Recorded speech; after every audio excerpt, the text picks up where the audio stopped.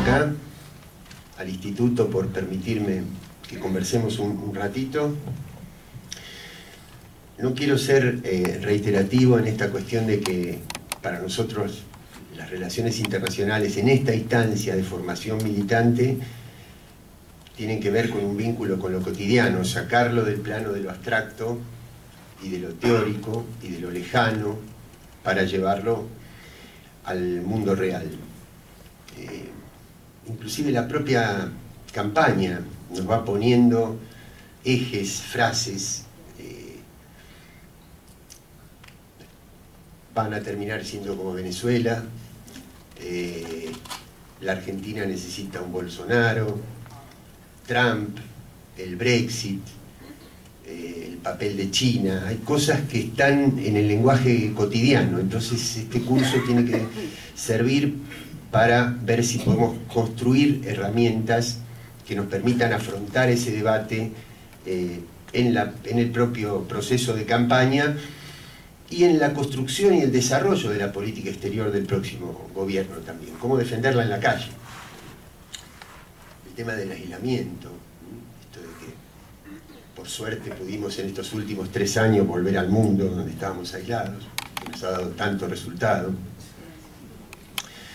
Así que bueno, en ese sentido, tratar de ser lo más telegráfico posible, con el margen de error que eso implica, con el riesgo del resumen, el riesgo de ceñirme en 15 minutos a plantear una mirada de la situación internacional. Primer título, entonces. ¿A dónde estamos? Bueno, estamos en un proceso que está evolucionando, pero que marca claramente desde hace unos cuantos años el fin de la etapa unipolar. El mundo vivió entre el año 45 y el año 90 una etapa de bipolaridad, de ahí pasamos a un orden mundial con un polo de poder que englobaba a nivel internacional, que no dio resultado, y a partir de allí se fue generando una nueva situación. Yo todavía no me animo a hablar de multipolaridad, yo creo que hay una bipolaridad. ¿Entre quién y quién? ¿Y con qué sentido? Bueno, un eje que orientó la gobernanza mundial en los últimos 3 siglos, el eje noratlántico, que en un momento estaba centrado en el Imperio Británico, que después se traslada a los Estados Unidos, y que hoy está con todos sus indicadores en retroceso, en declive. Esto no quiere decir tienen poco poder, esto no quiere decir se va a terminar mañana, digo que objetivamente sus indicadores están en declinación, en términos de liderazgo tecnológico, liderazgo comercial, acuerdos internacionales, influencias sobre regiones del planeta. Creo que están en retroceso. ¿A expensas de quién? De un eje eurasiático que tiene centro en términos tecnológicos, en términos comerciales, en términos de ofensiva de inversiones económicas en China, pero que ha hecho un acuerdo que parece muy sólido con Rusia, con la Federación Rusa, que es un país con influencia, casi diría por peso específico. Es un país que ocupa el 10% del territorio habitable, de la superficie habitable en el mundo, y que tiene contacto con, o límites con decenas de otras repúblicas, de otros estados, y que además es el primer proveedor de energía fósil del planeta, y que además se autoabastece de las materias primas necesarias, lo cual lo transforma en un país continente que de por sí ha retomado, ha recuperado esa impronta histórica que ha tenido a través de distintos procesos históricos de lo que hoy es la Federación Rusa, de querer tener influencia no solo regional, sino en todo el planeta. Ahora, esta disputa geopolítica tiene o no un significado, digamos. ¿Es una guerra comercial o es una guerra tecnológica que nos da lo mismo, que nos torna neutrales? Bueno, aquí yo arriesgo mi opinión. No necesariamente lo doy como una certeza, más bien como una hipótesis, pero que tengo mis fundamentos y que después los podríamos desarrollar un poquito más, si ustedes quieren. Yo creo que el primero de los ejes, ese eje noratlántico, con sus matices, con sus internas, con sus divergencias, pero en general representa los intereses del capital financiero globalizado. No es el interés de una nación, no es un interés nacional, es el interés en un sistema de gobernanza mundial, que yo creo humildemente que a largo plazo lo que busca es lisa y llanamente terminar con la categoría del Estado. Mediano, largo plazo, proceso lento, proceso con contramarchas, pero la idea es ¿cuál? Que la economía gobierne la política, que la economía no tiene ninguna razón por la cual respetar los lineamientos, las regulaciones, las directivas de la política. Y ese es el sentido de la disputa. Yo creo que el otro eje tiene un comportamiento mucho más favorable a la persistencia de la categoría del Estado. Ustedes me podrán decir, no es tan así, porque hoy, por ejemplo, Trump representa más el proteccionismo comercial y China el libre comercio. Sí, yo lo tomo con pinzas eso, porque es cierto, yo creo que ahí hay dos o tres paradojas. Primero, esta cuestión libre comercio, proteccionismo. Yo creo que Trump ha contribuido a cierta relocalización de capitales al interior de su territorio para poder sostener un proceso productivo dentro de algunos nichos y fundamentalmente un electorado, el electorado tradicional, anglosajón, más tradicional, más ortodoxo, más representativo de la historia original de los Estados Unidos,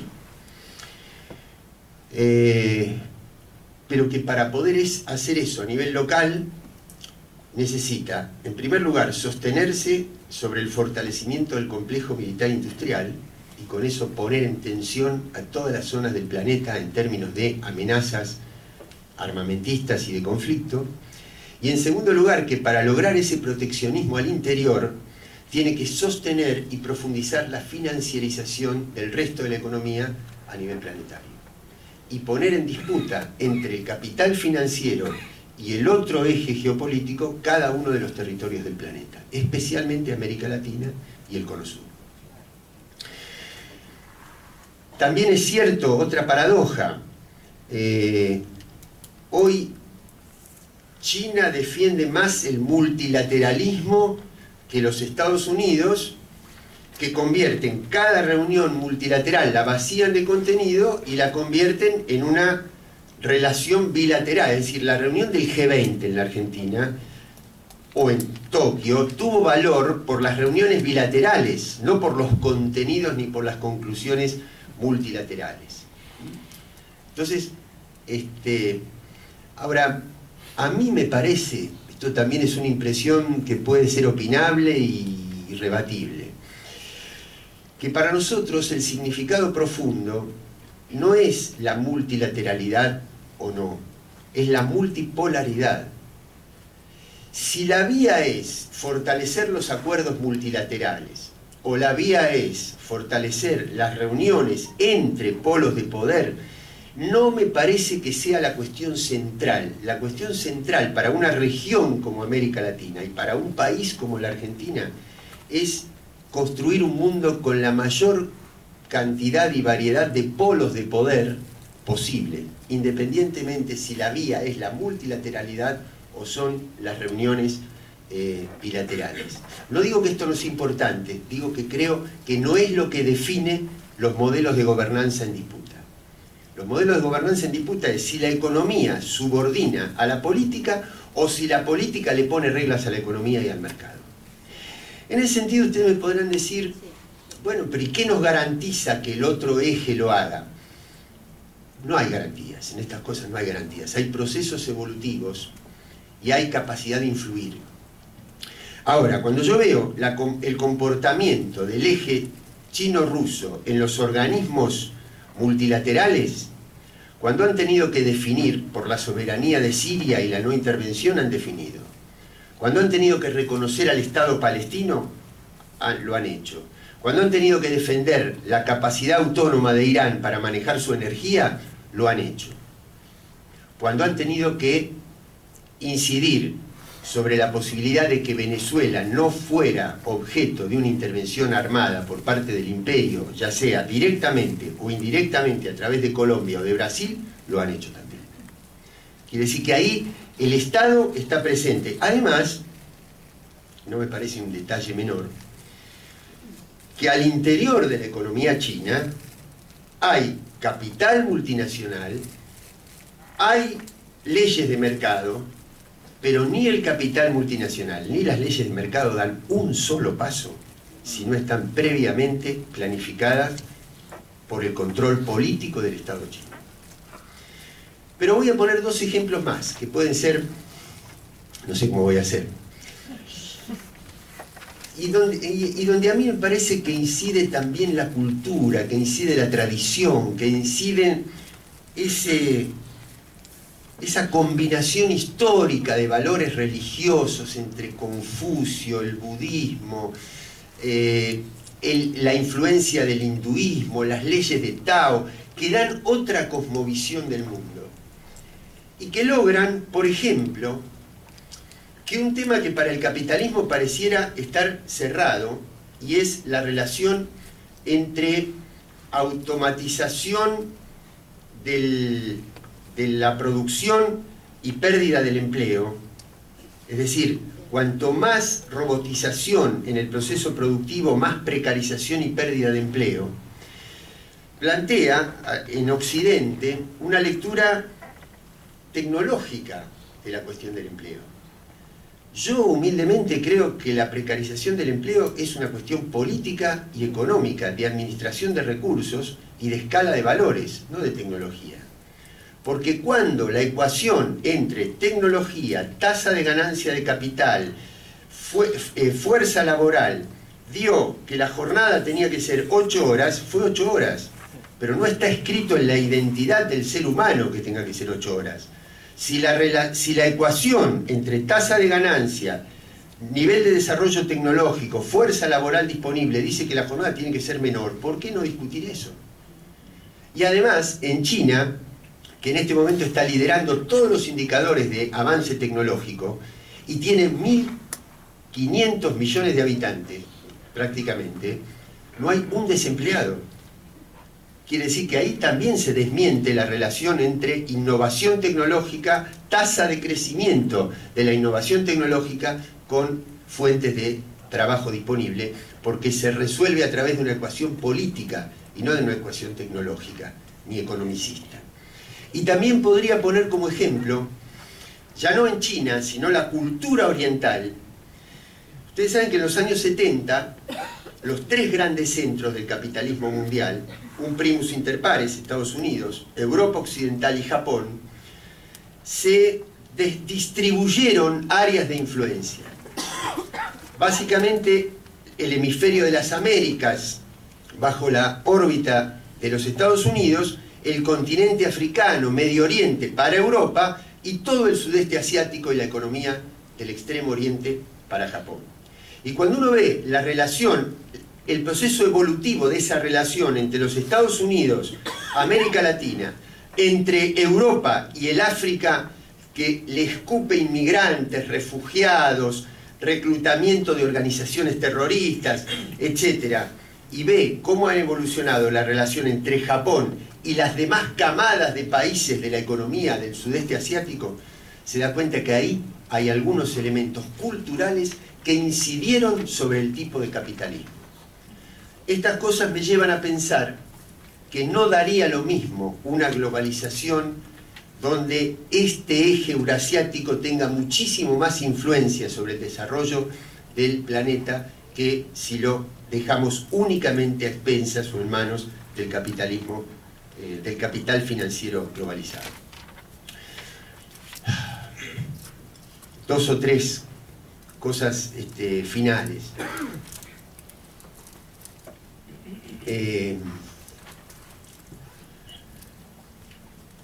El acuerdo, voy a tomar 2 elementos de la política nacional que son muy importantes en este momento.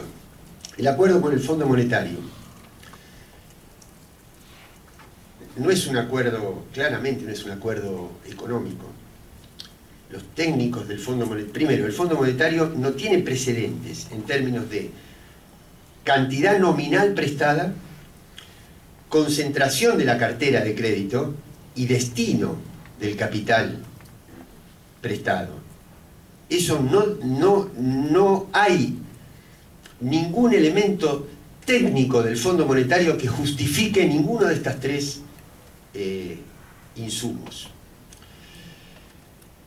Y mucho menos cuando se lo hace a cambio de aplicar una política de ajuste que, lejos de mejorar la capacidad de repago del país prestatario, las dificulta, las entorpece, las impide. ¿Por qué prestaron entonces? Si sabían perfectamente que no se podía devolver. Porque no era un préstamo, no es un préstamo económico, porque no lo decidió el equipo técnico del Fondo Monetario. Fue una decisión de Donald Trump, de la economía de los Estados Unidos, del capital financiero globalizado, que es el que tiene mayor incidencia en la toma de decisiones políticas, porque Macri no podía dejar de ser el presidente de la Argentina, justamente por la disputa geopolítica. Y esa disputa geopolítica no es solo por la aplicación de un modelo, porque es un modelo que no tiene capacidad de devolución. ¿Qué hace un acreedor cuando el deudor ya está exhausto y no puede devolver financieramente? Le ejecuta los activos. Y esos activos son las reservas de litio, los acuíferos, la tierra de la Patagonia, el Atlántico Sur, etc. Ese era el sentido político. Y la otra cara de eso es la pobreza. La pobreza, no voy a hablar en términos ni éticos ni ideológicos, porque tenemos una plataforma de coincidencia, porque si no, no estaríamos en este mismo techo, ustedes y nosotros, pero la voy a abordar desde otro punto de vista, que es cómo cuando una familia tiene que resolver el trabajo o el hambre, el Atlántico Sur, las reservas de petróleo, le quedan muy lejos. Las reservas de litio son abstractas.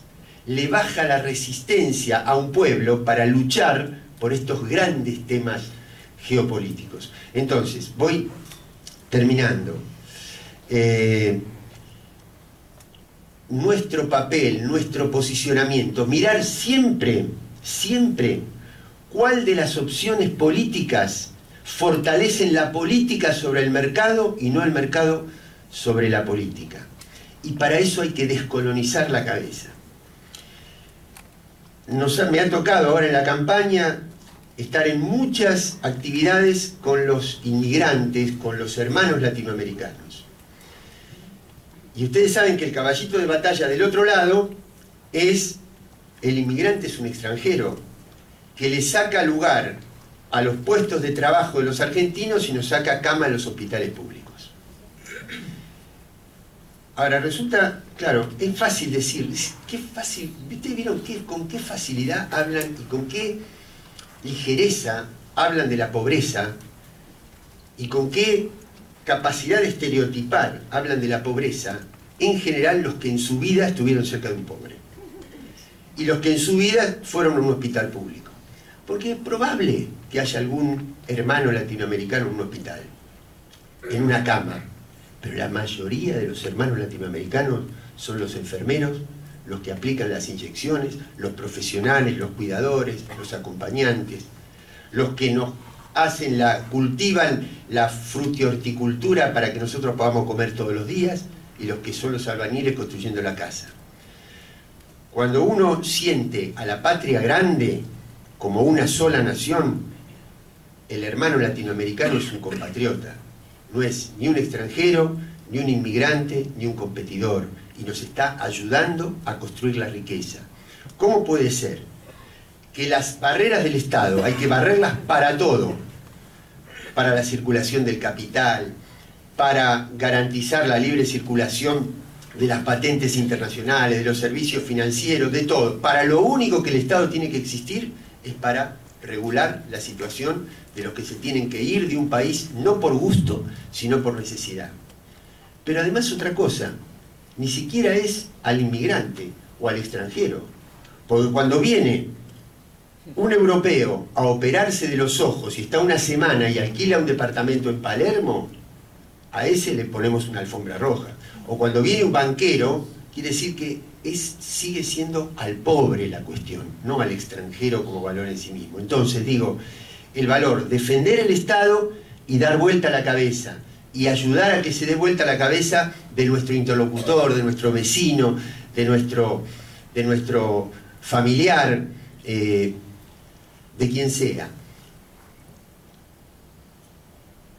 ¿Para seguir aislados del mundo?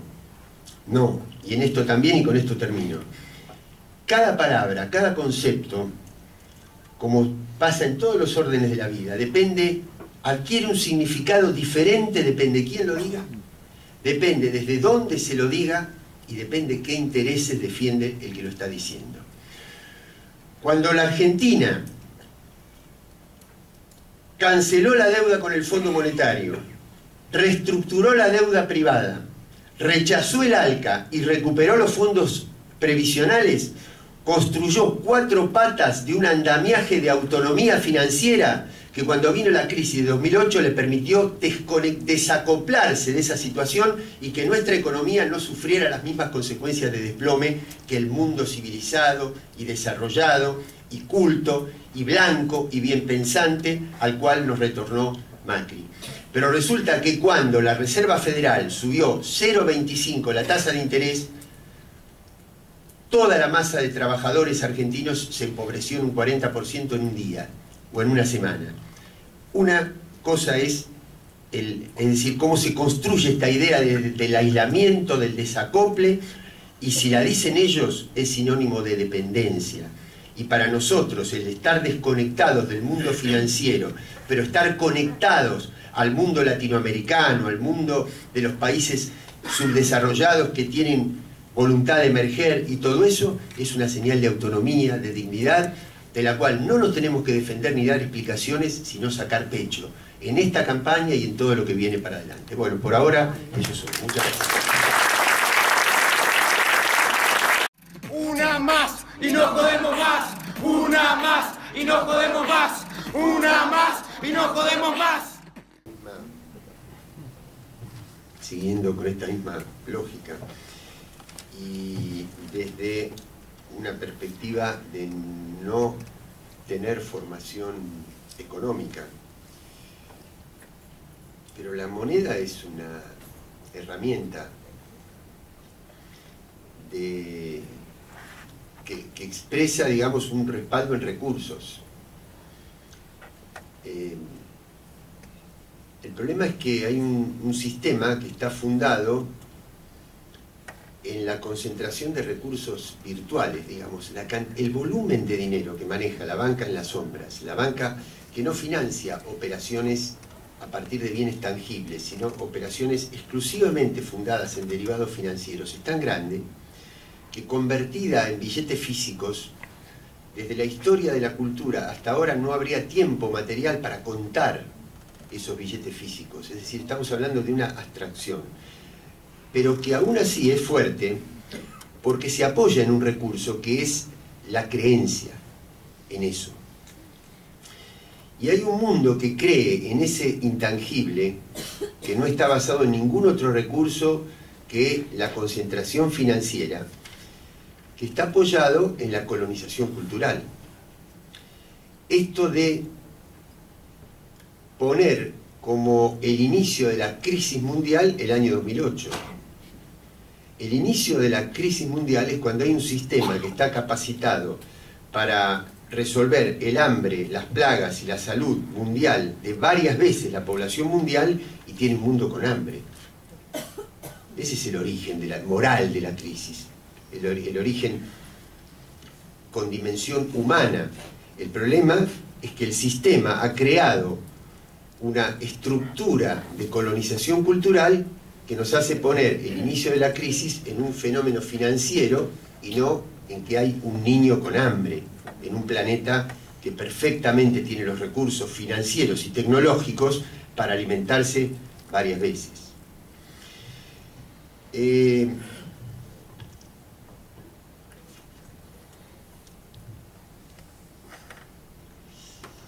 Este tema de la falsa, esta colonización cultural que hace aparecer a los que violan la República como los defensores de la República. Es decir, la República es la cuestión pública.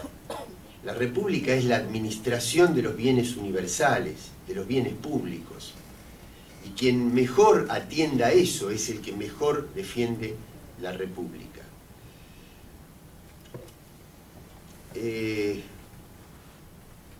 UNASUR.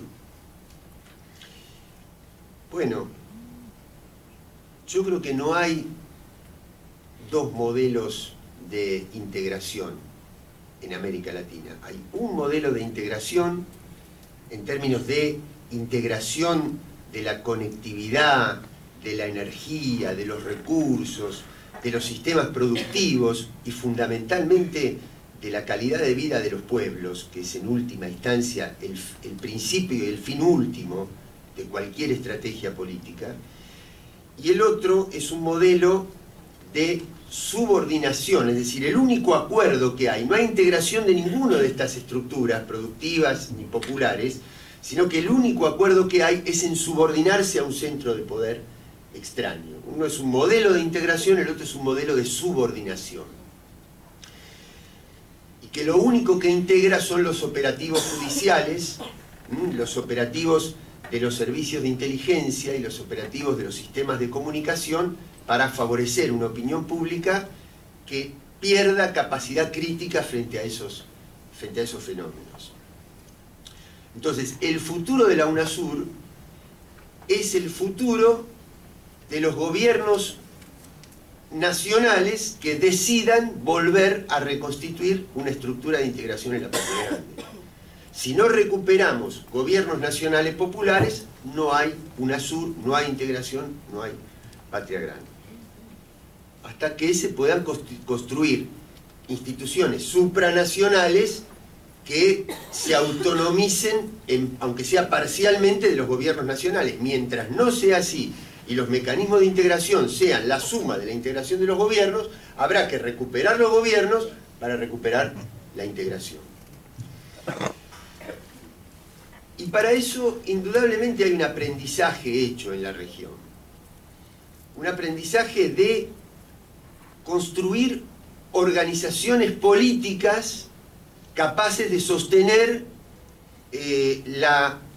el coraje con el cual deberán actuar un nuevo ciclo de gobiernos populares, cosa que no logramos a tiempo en la instancia anterior.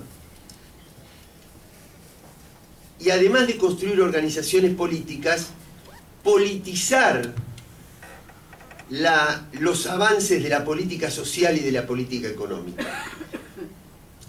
El otro día leí una encuesta, hace un tiempo, leí una encuesta en Brasil, hace tiempo ya, fue previa a la elección de Bolsonaro, donde se le preguntaba a los millones de personas que en Brasil habían recuperado su capacidad de integrarse al consumo, cuál creían que era la causa fundamental por la cual habían alcanzado ese ascenso social. Y 3/4 de la opinión era que era la ayuda de Dios. En segundo lugar, la ayuda de algunos familiares.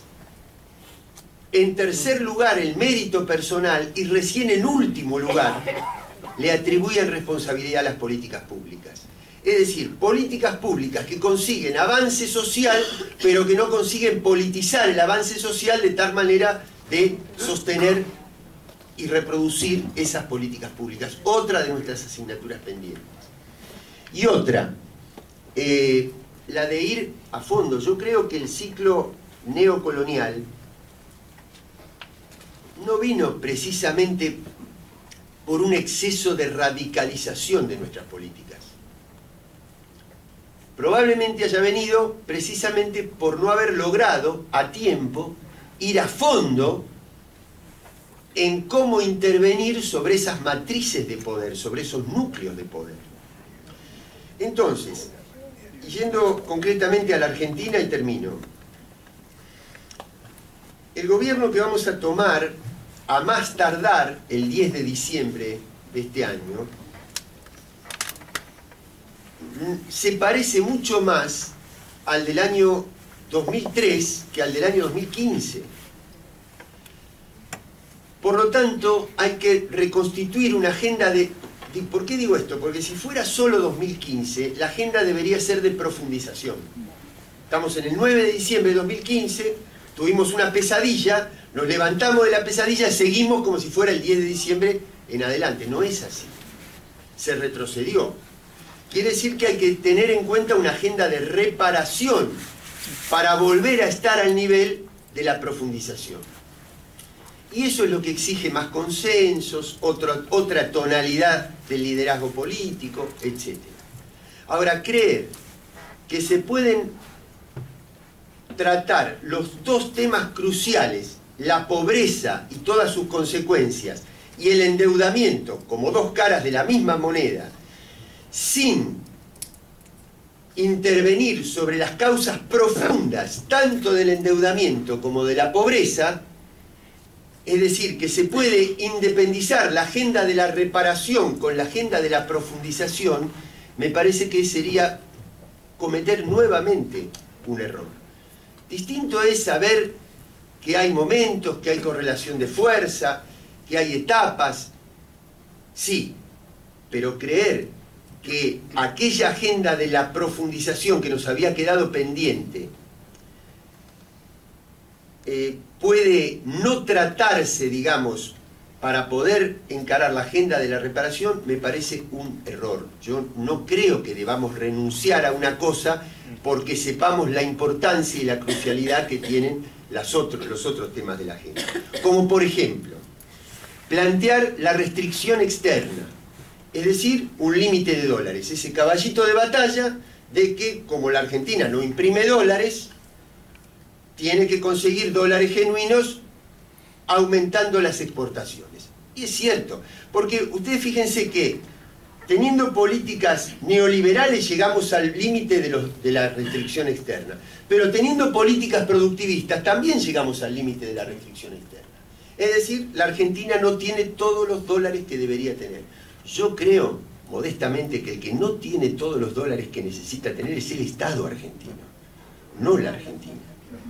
La cantidad de dólares por habitante que tienen los grupos concentrados es una de las densidades más grandes de dólares por habitante que tiene cualquier país en el mundo que no es los Estados Unidos y que no imprime dólares. El problema es saber quién los tiene, a dónde están, cuántos impuestos se dejaron de pagar por tenerlos en los paraísos fiscales y ver cómo progresivamente, sin renunciar a ese tema de agenda que me parece crucial para resolver los otros, avanzamos sobre el tema de la restricción externa, pero tomándolo en la integralidad, no solamente diciendo que al que le faltan los dólares es al Estado argentino, sino como el Estado argentino, como representante del interés nacional del pueblo argentino, toma los dólares que tienen otros argentinos. Es decir, nosotros logramos acuñar el concepto de la dictadura cívico-militar y le dijimos, cumpliendo una etapa histórica, nunca más a la parte militar de la dictadura. Esta vez, teniendo en cuenta este despropósito, que si con algo se asocia a la Argentina es con la fertilidad de sus pampas, con la riqueza ganadera, con la capacidad de producir alimentos y con la capacidad de innovar tecnológicamente en esa actividad fundamental que es la producción agroalimentaria. Y además ingresaron miles de millones de dólares de la deuda privada y después del Fondo Monetario Internacional. Y teniendo esta riqueza y estos recursos, estamos discutiendo el hambre y la seguridad alimentaria. Es decir, se ha llegado a un punto límite, lindero con el paroxismo político. Así como se llegó al paroxismo de la parte militar de la dictadura, tenemos que trabajar para que nuestro pueblo, en esta nueva etapa, cumpliendo este nuevo ciclo, no solo le diga nunca más al terrorismo de Estado, que es la parte militar, sino al neoliberalismo económico, que es la parte cívica de la dictadura. Y por eso estos cursos, por eso la militancia, por eso el cara a cara, el día a día, y todo lo que nos falta hacer de aquí en adelante. Gracias.